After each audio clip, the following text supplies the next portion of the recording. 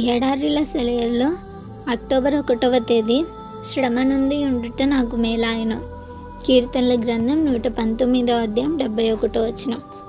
విచిత్రమైన రంగులతో అలరారే మొక్కలు సాధారణంగా ఎక్కడో పర్వతాలపైన వాతావరణ ఒత్తిడులు ఎక్కువగా ఉండే చోటనే కనిపిస్తాయి.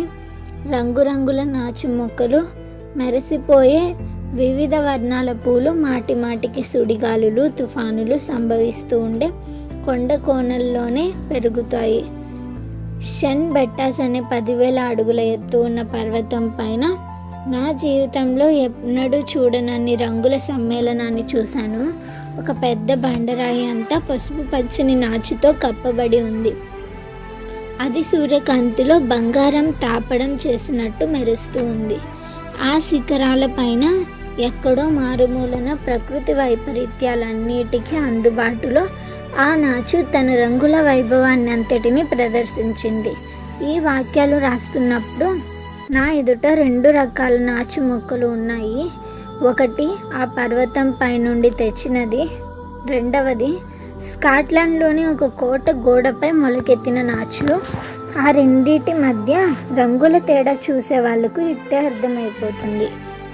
తుఫానులను ఎదుర్కొని కొండ శిఖరంపై పెరిగిన నాచు అతి కోమలమైన ఊదా రంగులో ఉండి తాకితే ఎంతో మృదువుగా తగులుతుంది.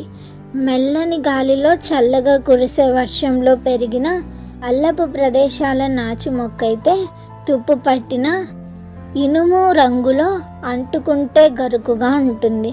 శ్రమలను అనుభవించిన క్రైస్తవ జీవితం కూడా ఇంతే. తుఫానులకు గురై ఓదార్పుకు నోచుకోకుండా దేవుడు పంపిన అగ్ని పరీక్షలు పదే పదే ఒక వ్యక్తిని వేధిస్తే అతని వ్యక్తిత్వం స్వచ్ఛంగా యథార్థంగా తయారవుతుంది.